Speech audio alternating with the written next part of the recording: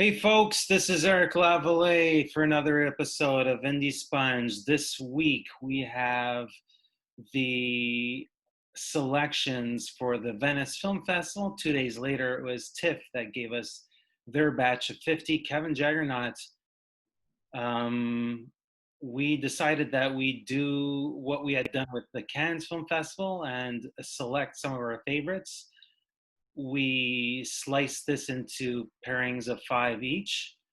So let's begin with the Lido selections and your number 5 spot.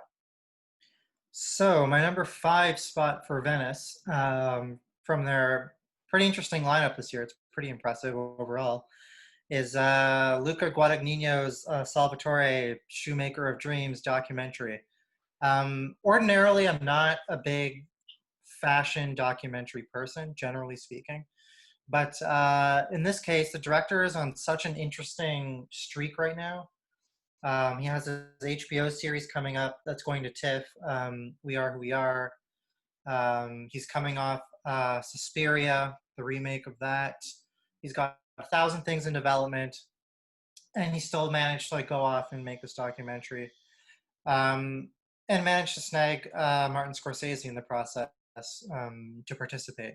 So just given where he's at right now, the fact that he seems to have roped in some interesting perspectives, and that I can't think of a better match for a fashion brand, for an Italian fashion brand, than the filmmaker himself, who's always doing something boldly visual with all of his films, from in the costume and design department. I just think it's potentially a sleeper, so it's something I have my eye on.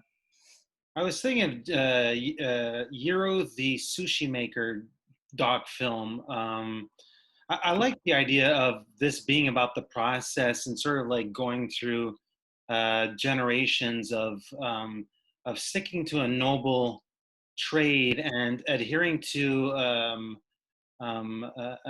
work ethic that goes back generations. So yeah, I'm curious about how he'll make this person appear very uh, and sorry, I'm fuck. How he'll bring him to life, how he'll make him sort of leap off the screen, I think is what you're trying to get at. Yeah. Um, yeah, no, it's I'm thinking a lot about the idea that it'll traverse several stylistic epochs in fashion, Italian fashion, footwear, foot fashion, and yeah, I also harken back to how much I appreciated Paul Thomas Anderson's Phantom Thread, and sort of like, you know, the I don't want to say work ethic, but the sort of like Attention to detail, maybe. craftsmanship. Yeah, exactly, craftsmanship. And I think we might find that here. Yeah, absolutely, absolutely. I think there's a lot to dive into. With You're right, with the changing styles that the designer worked through, and certainly an attention to detail, and setting a standard that the rest of the industry probably followed pretty closely. What's your number 5 pick? Well, so Venice will be holding a physical event. They did reduce the number of films, but they do have, the Horizonte is present and has a full lineup. So I'm quite enthused about some of the newer voices that we might find at this edition. So this one is from the Horizonte section, and it's by a Greek filmmaker named Christos Nikou. And it also happens to be the opening film of the section, and it's called Apples.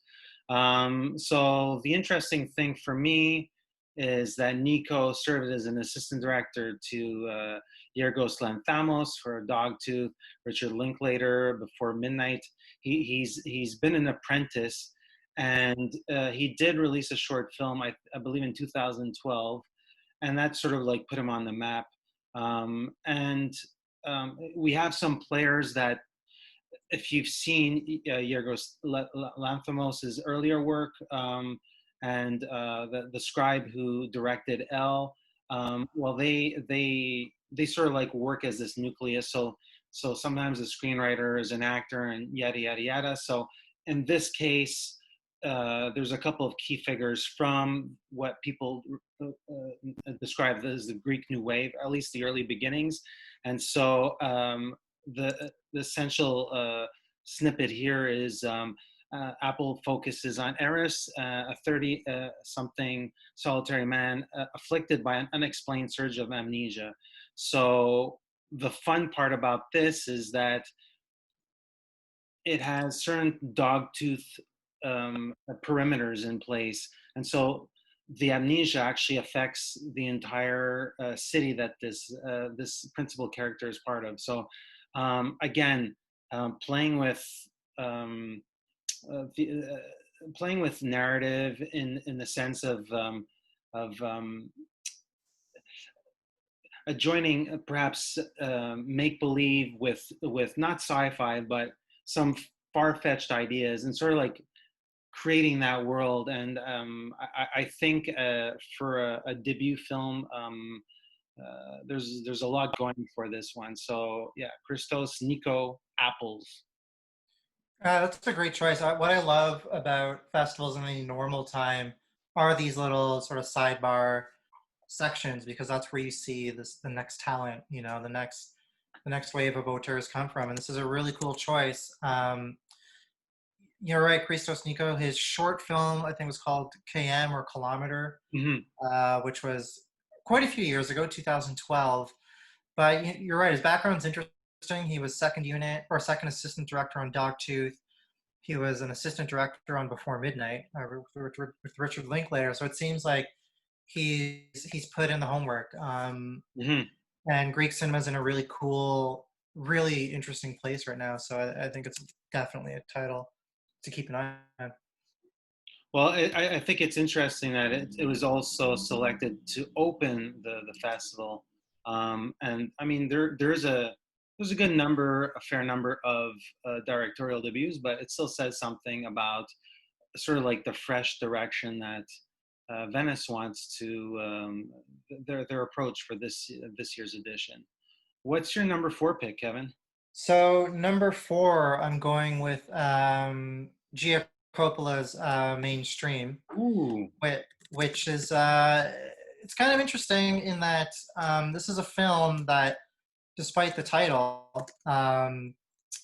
has kind of flown under the radar, even despite sort of having a pretty interesting cast attached to it.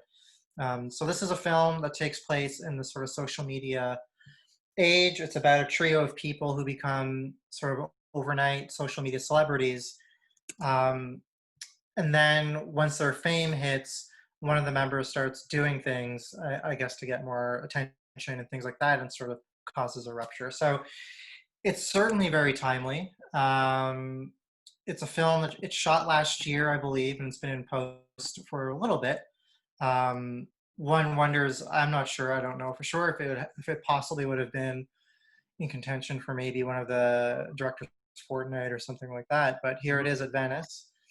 And again, the cast, we have Andrew Garfield, Maya Hawke, Nat Wolff, and Jason Schwartzman. So this is one that I'm curious, again, it's a title that I'm very, very curious to see what kind of tone it takes. Gia Coppola's debut was Palo Alto back in 2013, much more in the sort of a distinct indie film vibe, but this seems like something that might have maybe a bit more of a black comedy tone, and certainly seems poised for the moment where, there are debates about TikTok and all these kind of platforms and how people are filming themselves and sharing information.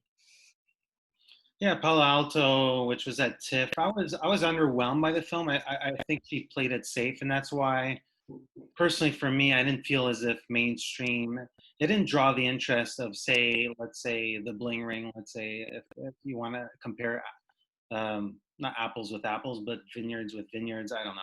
Coppolas with Coppolas. Yeah, exactly.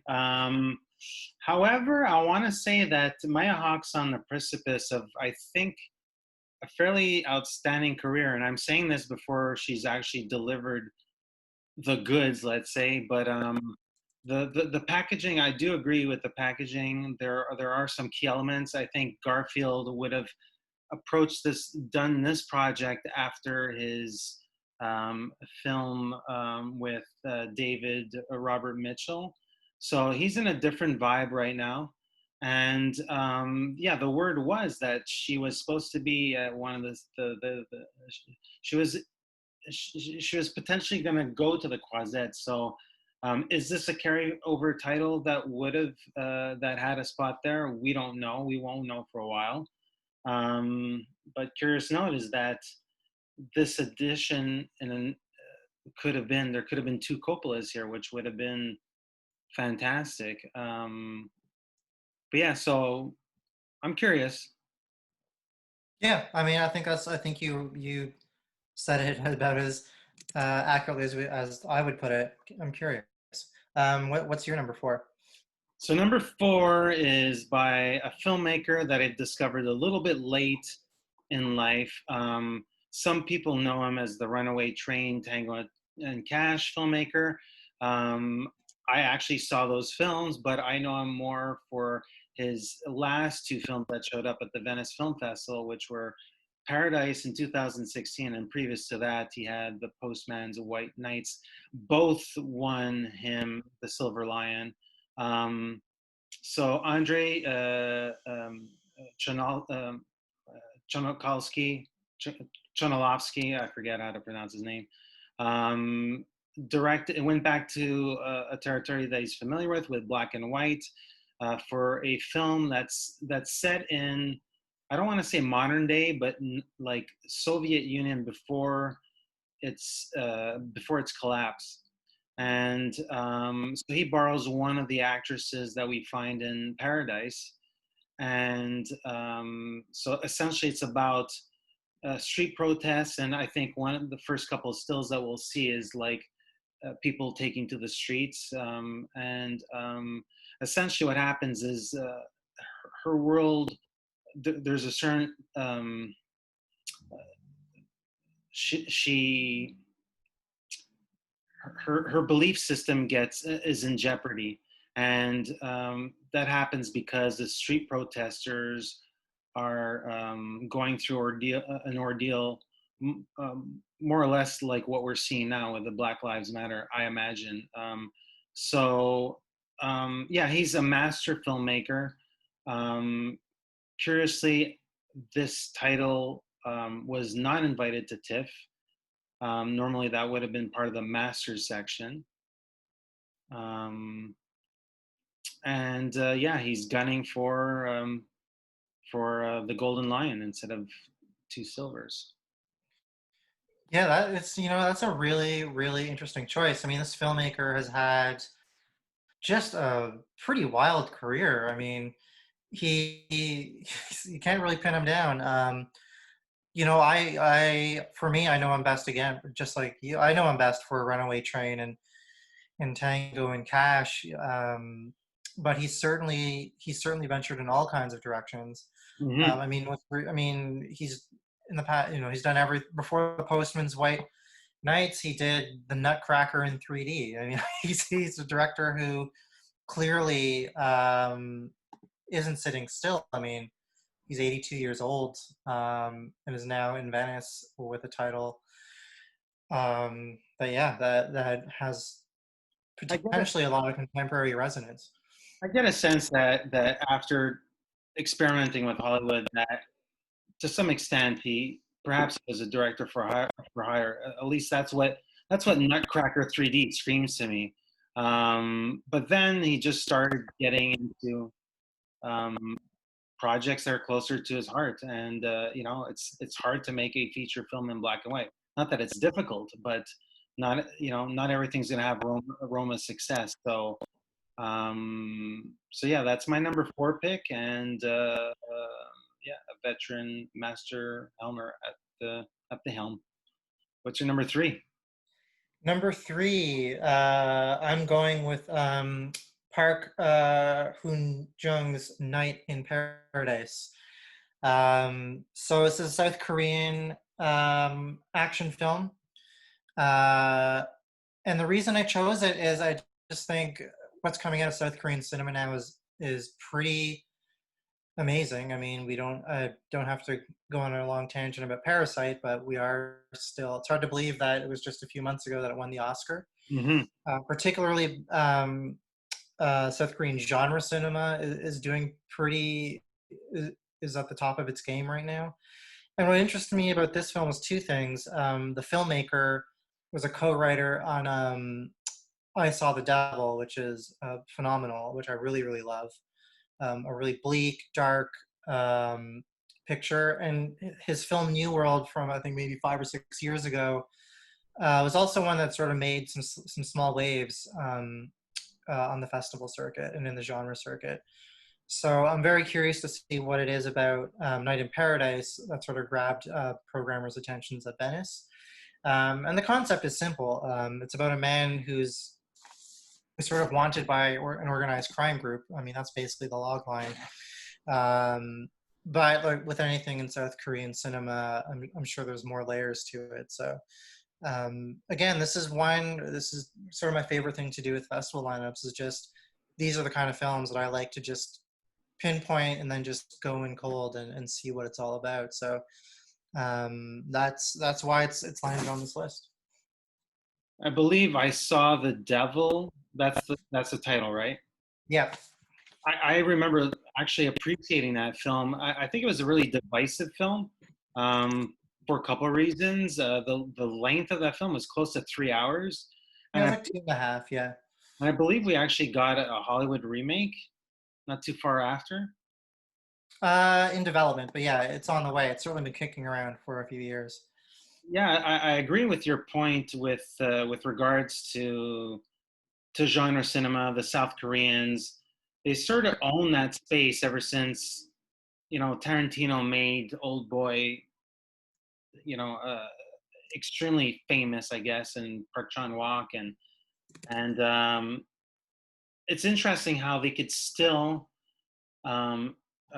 reinvigorate themselves and touch upon new ideas and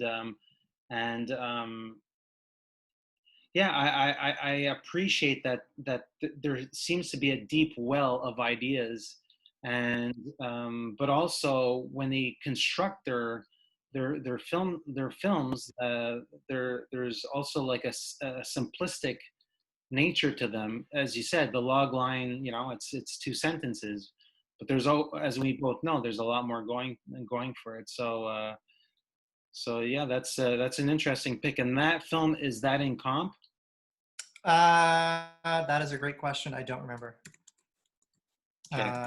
Yeah, couldn't tell you off the top of my head. But actually, I can tell you right now. Just give me a second. I'm just going to look it up. But you're right. I mean, this is what I like. They find ways to just gently push the boundaries, without.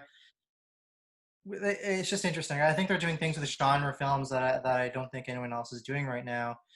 And this film in particular, yeah, it's actually out of competition, but it's not unusual. I mean, when we see South Korean films like they're usually, or of this nature, they're usually out of competition or in the midnight lineup. But I think the fact that they're being programmed, that they're still being given the spotlight is pretty cool.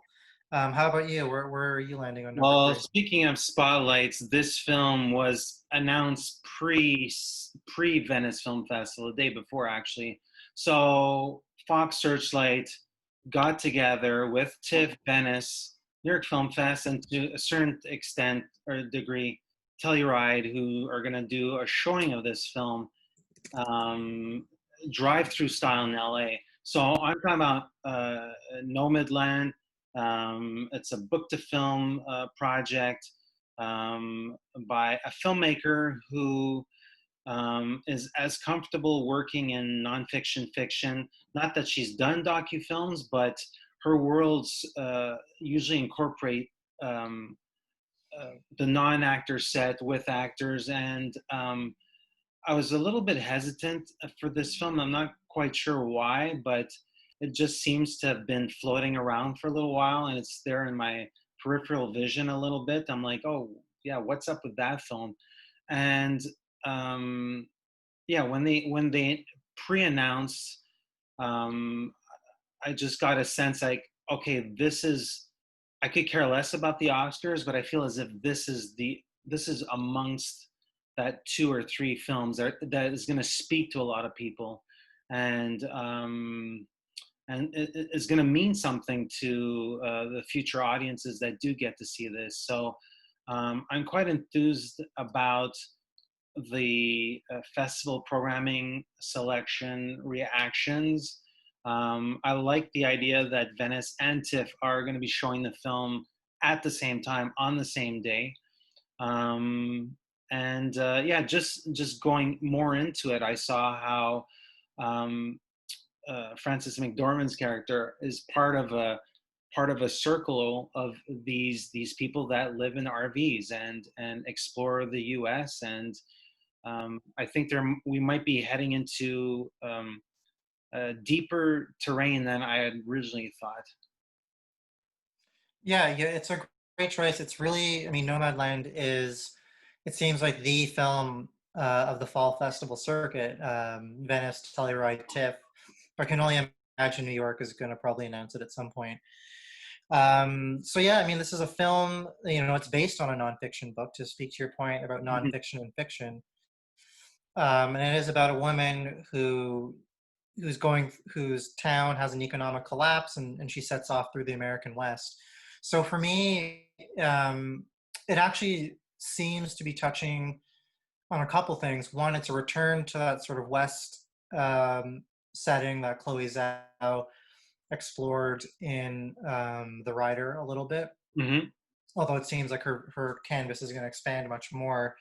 It seems to be echoes of perhaps American Honey in this premise, this sort of idea of a van and sort of traveling across the countryside as a way of giving a portrait of sort of what's happening sociologically and economically. And it's a really, I think we're seeing, what's exciting about this film is that we're seeing Chloé Zhao at a really interesting moment in her career where she's about to make the leap from indie filmmaker to multiplex Marvel filmmaker. Mhm. I think part of the reason that we've waited, you're right, this Nomadland was announced, I would say almost more than a full year ago. We got the first look. It was quite a while ago, but I believe part of the reason of the delay was she was busy making Marvel's The Eternals, which sort of fell between getting this film done. So we're catching this filmmaker at a really really cool moment. She's definitely the darling of the fall festival circuit right now, and she's about to become, if not a household, well, maybe a household name actually. Yeah, why not? She's about to become not only getting pressed for this film, but going to soon jump on the run for the Eternals, and there's going to be a lot to talk about with her about this film, and undoubtedly a lot of projects are going to come her way. And I think to a certain degree, obviously it's accidental, but I think a lot of people relate to it just because of the situation that a lot of people are in right now. A lot of people are hurting. Um, Mm. a lot of people are. It's not a question of paycheck to paycheck. There is no paycheck, and so I think it'll say a lot about how we have set up a society that that disappoints sometimes. But I think the fabric in this film, I think, not that it's overly uplifting, but I get a sense that it's gonna touch a core, touch the core, the center, and really resonate with a lot of people that might be experiencing something that's awfully close to uh, this character set. So yeah, like you said, she was probably she was in the Marvel Machine, and this most likely would have been at the Cannes Film Festival. It wasn't mentioned, but that's where everything was pointing to that. Worth mentioning that a lot of the titles that we're talking about, there's going to be like an overlap, or at least that's the case with some of my selections. So I am cheating. So I sort of like cherry picked and I place things in a certain order. But yeah, that's my number 3 pick. What's your number 2 pick for Venice? Sure. I just want to quickly correct it. Nomadland is actually part of New York. I forgot it was Okay. announced as all that. But my number 2 is I'm going to say his name wrong. Kornel Mundruczo's Pieces of a Woman. I know you and I have been talking about this film a little bit. It's shot in Montreal, as we both know, where we are. But this is a really, I mean, this filmmaker has been on a really cool journey. Broke out with White God, an incredible film.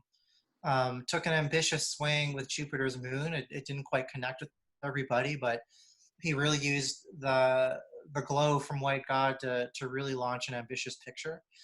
But now he's sort of taken another direction into what seems like a very intimate character study. So this is a film starring Shia LaBeouf and Vanessa Kirby. It's about a couple that lose a child during childbirth and sort of the repercussions of that. The supporting cast is really cool with this. I mean, Ellen Bernstein is in it. Benny Safdie has a small role, which is really, really cool. And so I am actually very excited for this film. I think this filmmaker is doing some bold stuff. I'm very curious to see what this will be his English language debut. So that's another element that's really, really interesting. And I just think the premise here is strong. This is certainly shaping up to be Vanessa Kirby's year. I think there's both a movie we're going to talk about shortly that she's also in at Venice. And yeah, I mean, this is I mean, it's my number 2. I mean, what else is there to say? I'm really looking forward to it. Yeah, so this was shot in late November, early December in Montreal. They did a lot of exterior shooting, and yeah, it was a smaller set piece, I believe. And like you said, this is a Hungarian filmmaker who had a lot of success early on. Before the titles that you mentioned, I discovered him with a movie called Delta. And so that was, we're talking about the Knots. And the Cannes Film Festival just really warmed up to this filmmaker. So that's how I learned of Kornel. And you know, I could barely name 5 filmmakers from that country on one hand. Yeah, it seems like the stars are aligned for this filmmaker, and he is perhaps like our Tango and Cash filmmaker. He's in an area where he can move towards projects that are perhaps not his own, but onto you know, material that is still nonetheless close to things that he wants to investigate. And couplehood and tragedy are something that he's done prior to that, prior to his more recent items. Yeah, I mean, clearly he's seeking out material that that I think speaks to him, and also challenging himself a little bit. I mean, even though this may seem smaller scale, I mean, it's his first English language film, and I'm sure there's going to be elements of this that even with the premise, even though it seems straightforward, that we will not be expecting. So it's something I'm, yeah, again, I not enough words to say how much I'm looking forward to this one. But what's your number 2 pick? Well, sticking with Vanessa Kirby, it's Mono Fastvold's sophomore feature, The World to Come, and featuring Kirby, Catherine Watterson, Christopher Abbott, and Casey Affleck. I saw a couple more stills of the project.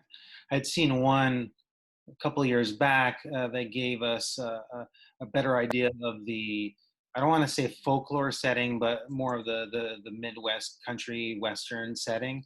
Now we see some like some crushing, I want to say physicality in one still that I saw, and then I saw really a close proximity between I believe is Casey's character and Kirby's character. So I saw a couple of stills, and yeah, I'm just been anticipating this film for the longest time. And yeah, I don't need to go into it, but worth mentioning that it is part of it's a short story book to adaptation, and so exciting for Mona. We were sort of anticipating this for a while now, and yeah, it's a major stepping stone for her to be included in a female-friendly lineup for the Golden Lion.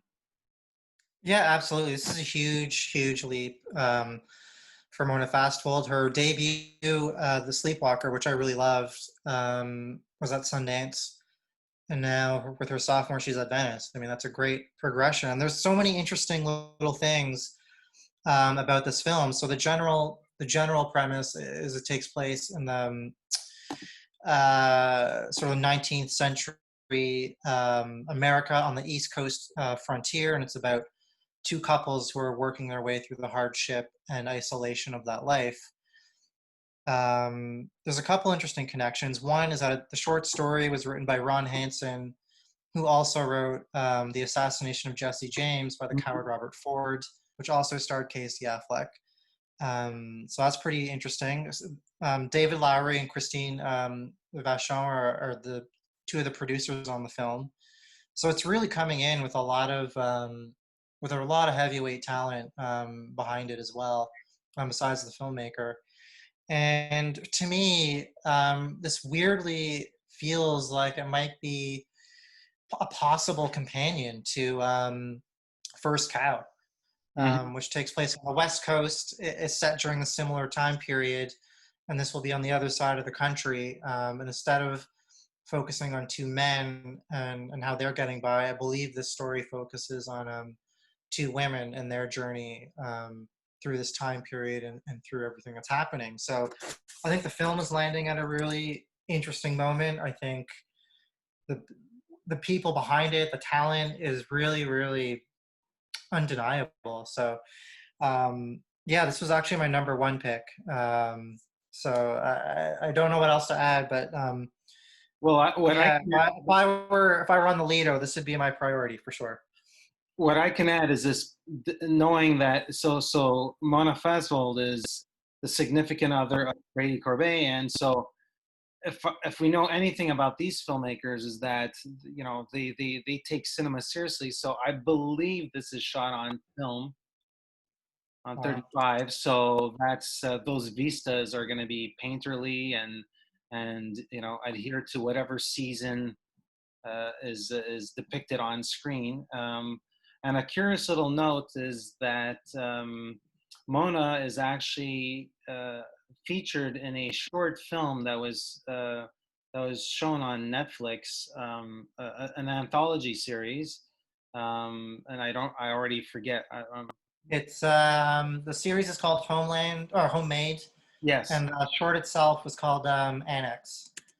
So Annex employs Abbott, and is shot by, I think, Brady, and is directed by Antonio Campos. So, whatever those guys are doing, we're good with it, and I'm not surprised it landed on your number one position. I guess that means we're gonna move to my number one, and yeah, I mean, Michael Franco, I've been a big fan of his for several feature films now. I thought originally that New Order was going to be part of the Cannes competition lineup. So as we know, Michael Franco is sort of like bounced between the sections, and he's found fortune, if you want to call it that, or more praise. A jury happy. He made a lot more juries happy in a certain regard because he's won twice there in a certain regard. Anywho, he's another Mexican filmmaker in the competition at Venice, and he's at Sarajevo right now receiving like a career award. And yeah, this film. Again, it's a film that might feel timely, and just to give you a little snippet of it, it's we see a street protest and a posh wedding, and it's essentially going to look at class, and it's something that I think a lot of Mexican filmmakers sort of like place that DNA, those narratives within the DNA of their ideas, because there is that disparity, there is that line in the sand, and so this was shot a while back ago, almost in secret. And I believe he employs a couple of actors that he's worked with before, but shot in Mexico City, and the runtime is 88 minutes. So we're not gonna spend too much time or overstay our welcome, if you want to. Yeah, I mean, you're right. He has been keeping this one fairly under wraps. You're right. All we do know is that it's about a wedding with us taking place with some protests nearby, and the two intersect. Sounds very, very timely for sure. And this is a director who his previous 3 out of 4 features were all at Cannes. After Lucia, Chronic, and April's Daughter were all at Cannes. It's interesting this wasn't part of the Cannes selection this year. Perhaps it wasn't ready, or really he was just holding out for a physical festival. But yeah, I mean, this is a filmmaker who I've tracked but maybe not investigated very closely. But this one in particular, just what it's about, the short run time, which suggests something that's going to have a very strong sense of immediacy to it. Yeah, this is a great choice. It's certainly one that could be a little bit of a sleeper, because this is a filmmaker who is he's part of the fest circuit but hasn't quite had his moment yet. But perhaps this is the film that does it. Yeah, like he sort of like belongs to the Carlos Regatas type Mexican filmmaker set, where, I mean, this portrait's going to be deeply disturbing, as was every single other, like running up to his first feature was just Daniel and Anna, which was at Directors Fortnight. I think it was 2007. That's how I discovered him, and yeah, it's incisive, it's disturbing, and I often see him as part of like the Michael Haneke's grandchildren. He just happens to be the set in Latin America. So yeah, and worth stating is that saying is that this film is also part of the TIFF lineup, and TIFF have not always warmed up to his films. So yeah, I'm really encouraged by him having a legitimate shot at stirring up the pot, and perhaps having Cate Blanchett question, a lot of what he's questioning, and yeah, so that's my number 1 pick for Venice. And let's do a quick deep dive into TIFF. Sure, let's do it. What's your number 5 pick for TIFF? So I will say for TIFF, I gave myself a rule that if it was anything that was selected at Cannes, I wasn't going to talk about it. So that eliminated a few titles, and so I'm going to be honest. I kind of went really went down some avenues that I think you might be surprised by. Starting with my number 5, Get the Hell Out, which is the Taiwanese horror comedy.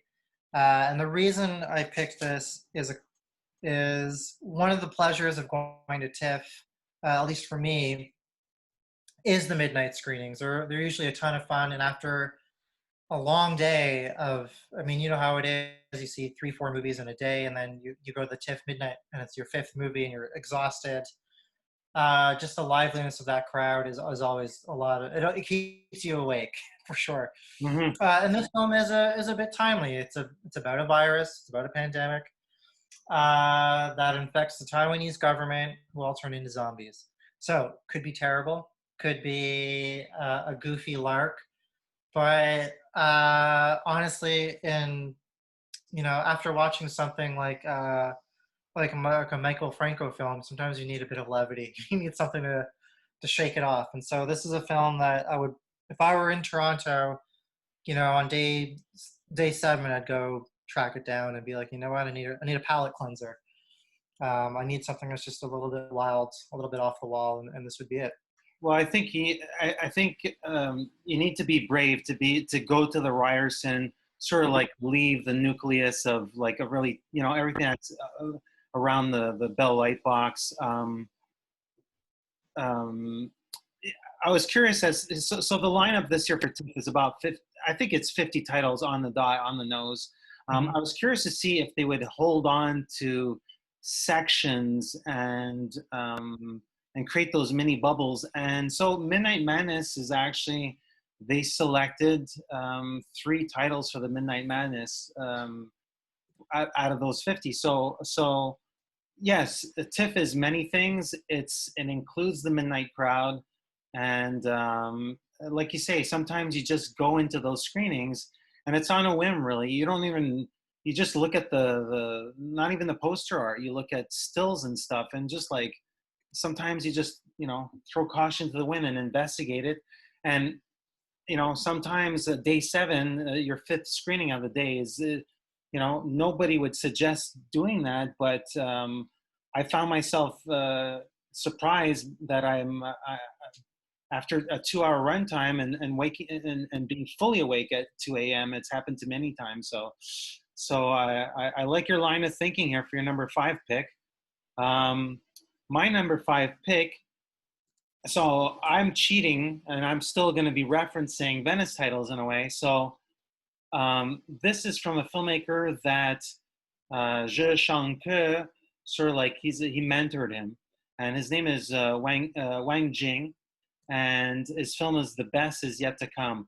I won't go into the storyline necessarily, because for the longest time I had no clue what this film was about, and I sort of like the idea that I'll be discovering it just by the fact that Zhe is attached to the project in some producer capacity. So yeah, a film that would have that's a directorial debut, that would have that's a program for Zanti, is also programmed for TIFF. So that's my number 5 pick. An interesting choice. Yeah, so Jin Wang is Jia Zhangke's assistant director, I believe. And just for the benefit of people watching, the story is about a journalist who defends some people's rights. That's all we know. Anything more than that, I haven't done the deep digging as I usually would do, but this feels like a title that probably might have jumped into the platform section, had there been a platform section.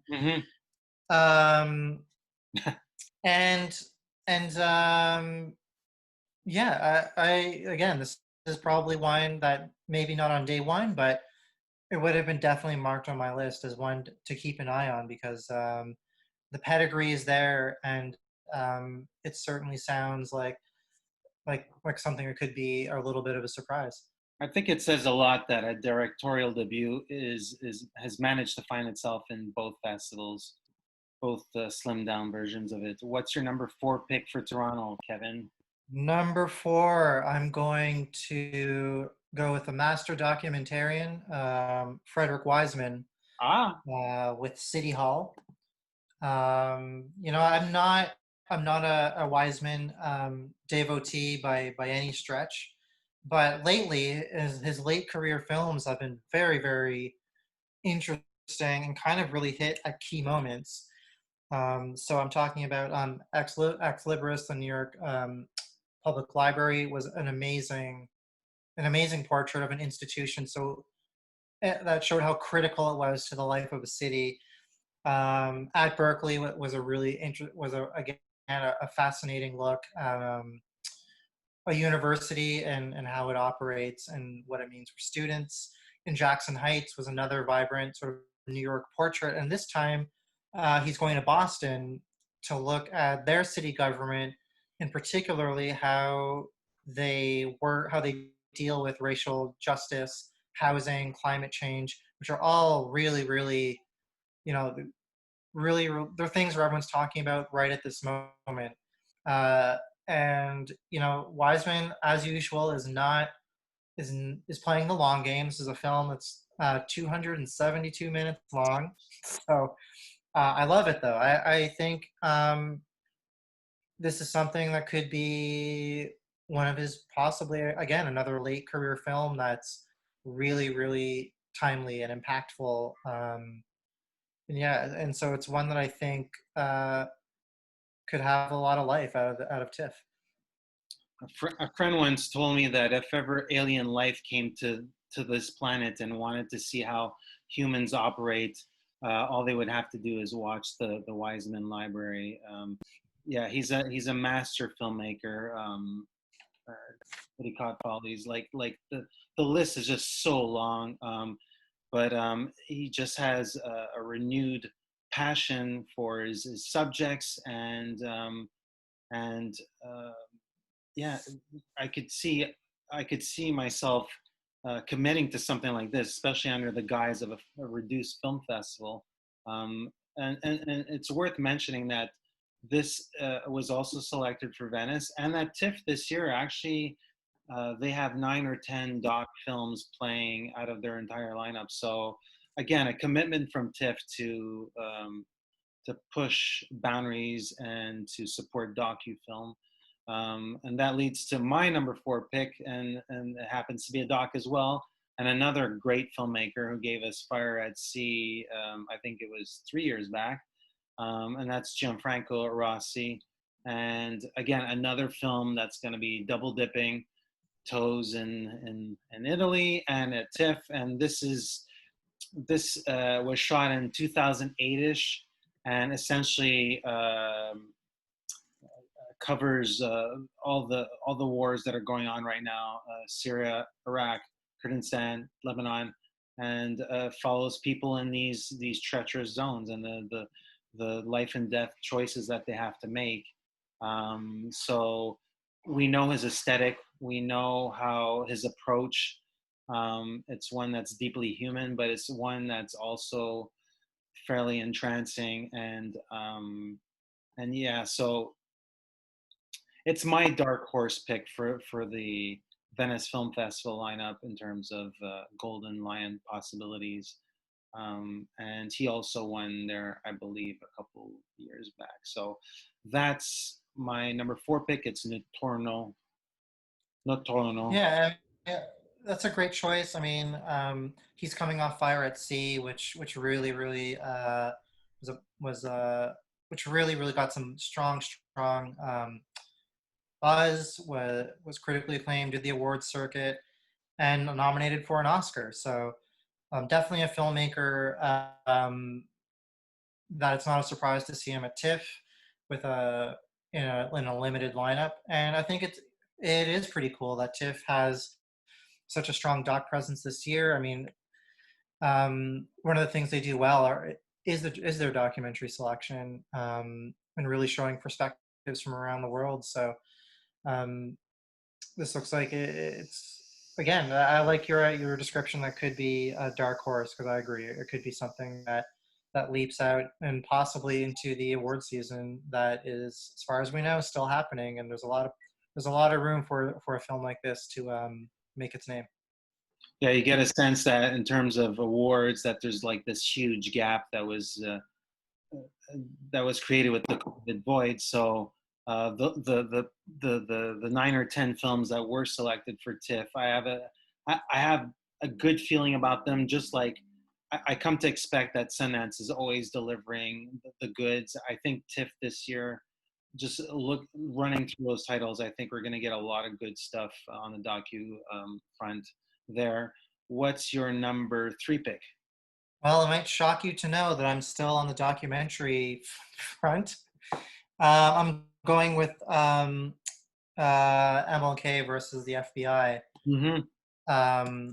This is from Sam Pollard, who's probably best known for his 2 documentaries, Mr. Soul and his Sammy Davis Jr. doc, I Gotta Be Me. But this film in particular is again, this is one that feels like right of the moment. It's going to dive into the FBI's surveillance of the civil rights leader, um, which was which we know now and probably which we know now is extensive, um, and certainly with the Black Lives Matter movement at the moment.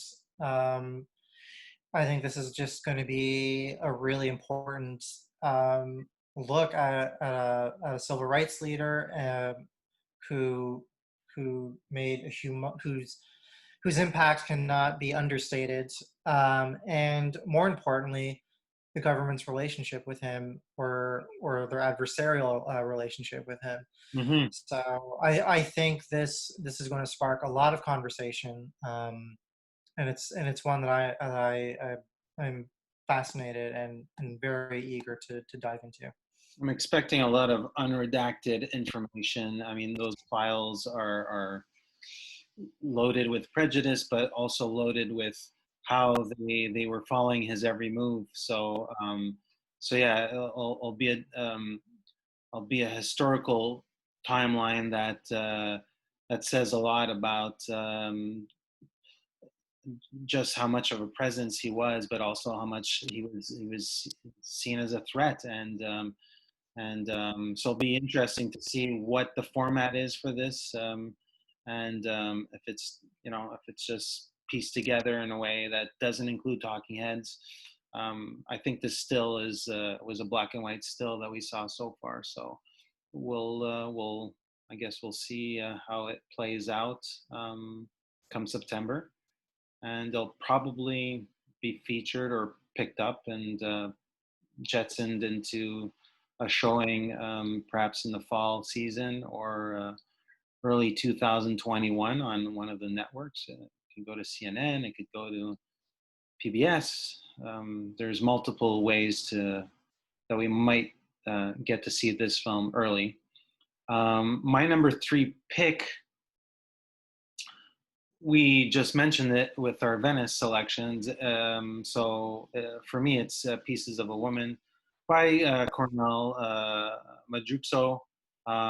Again, I think it says a lot that this film is playing at both festivals at the beginning of the year. If you ask me, Eric, where do you think this will play? I actually firmly thought it was going to be at TIFF, just because of the timing of everything, but also the fact that this filmmaker has we've seen a lot of his work at the Toronto Film Festival. So it's unfortunate because I think with that Canadian Montreal connection, he would have been at the premiere. So so yeah, so that's my number 3 pick. I mean, what else can we say about it? We're both. I think the fact that it's landed so many times on our lists already speaks to how much this is pretty high in our anticipation list. I'll jump to my number 2, which I think will be a bit of a surprise pick again, throwing you a bit of curveballs with this list. I'm going with Jay Blakeson's "I Care a Lot," Mm-hmm. and there's a couple of reasons.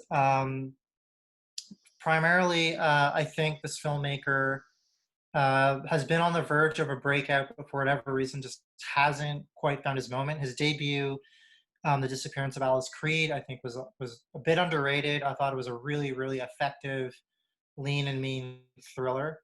Then he got stuck in development hell with a bunch of projects for years, and then he made The Fifth Wave, which no one remembers. I only remembered it because I looked it up earlier.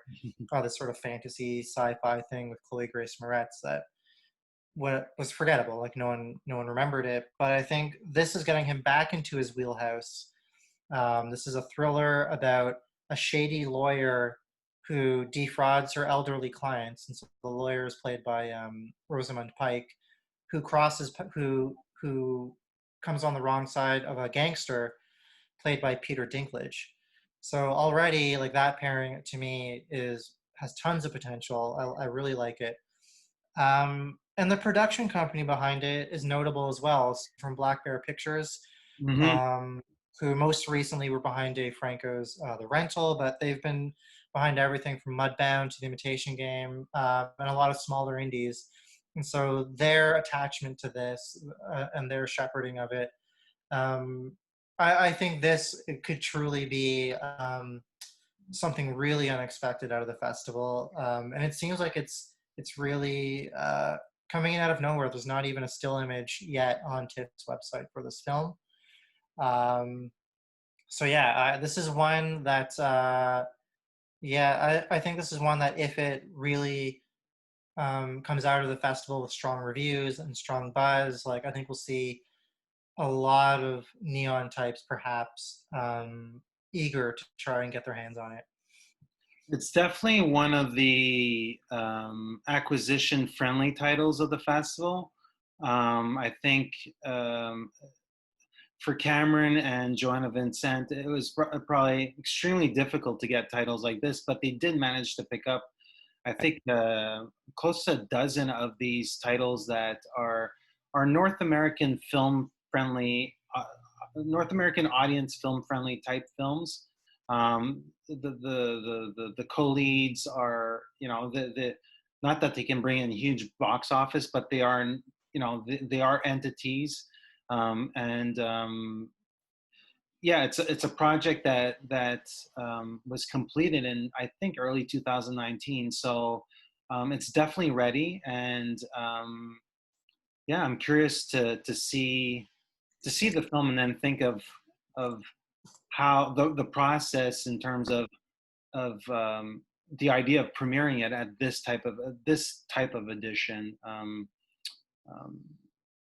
It falls in that it smells like an acquisitions friendly film. Yeah, definitely. What's your number two? My number two is me throwing darts at the dartboard. So Yasmila Zambikek, I think that's how you pronounce her name. She was a Golden Bear Lion winner. I believe it was 2016, I want to say, with Grabvica, The Land of My Dreams. Originally, the title was just Grabvica. And a filmmaker that's done some other work in between the feature that I'm going to talk about. It goes into a direction that she's perhaps more comfortable with or familiar with, seeing that it's with, the geo-territory is something that certainly an historical sense rings true to a lot of these filmmakers. So she's in competition. She's one of the 8 or 9 female filmmakers that are lining up for the Golden Lion. With this one's called Vadis, Aïda. And so this tells the story of a translator attempting to save the lives of her husbands and sons during the Bosnian genocide. So it's likely going to be extremely moving. And I'm curious to see how much she's going to stir the pot and sort of like, is she going to go into a controversial pathway with this storyline? I know a lot of people are still standoffish about going there. So I'm curious to see, just how far she can push the envelope with this film. And I can imagine Kate Blanchett being overwhelmed if it hits all the right notes. So yeah, Golden Bear winner that's going to be featured at TIFF as well. And so yeah, that's my dark horse or pick that if I were at TIFF, I would say, oh, let me go check out what's happening at Scotiabank 13. This is that film. It's a cool choice. I don't. This is a filmmaker that's not terribly familiar to me, but just doing some very quick research. Her 2013 feature, For Those Who Can Tell No Tales, also I think touched upon the Bosnian War as well. Hmm. So it seems it's a return for this filmmaker to the country's legacy that I'm sure they're still grappling with. So this is definitely one. You're right that we'd find in the smaller corners of the Scotiabank, perhaps, but like we also said earlier, it could be really rewarding for taking that roll of the dice. So I'm definitely intrigued. It's a great choice.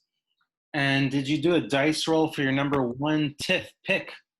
No, I think we both know what my number one pick is. We're talking about Francis Lee's Ammonite, which is, I think, every single cinephile, movie lover, whatever. This is the number one film that everyone wants to see this year. I mean, we've talked about it at length. This is Neon's big 2020 hope. This is the God's Own Country director coming onto making a huge leap with Kate Winslet and Saoirse Ronan for a love story. And what else is there to say? I mean, this is a film that I think, however TIFF is doing their virtual screenings, it'll be the first one to sell out. I believe their the digital screenings this year are actually geo-locked to Toronto. I did see some rumors that even this film may not even get that. It may just be part of the lineup, but we'll see how that plays out. But this is a film that, what else is there to say? It's, as far as the award season go, it's in the number one slot right now. It's the one to be knocked out of the race by the competition. But this is the one leading the pack. Well, I think Nomadland is the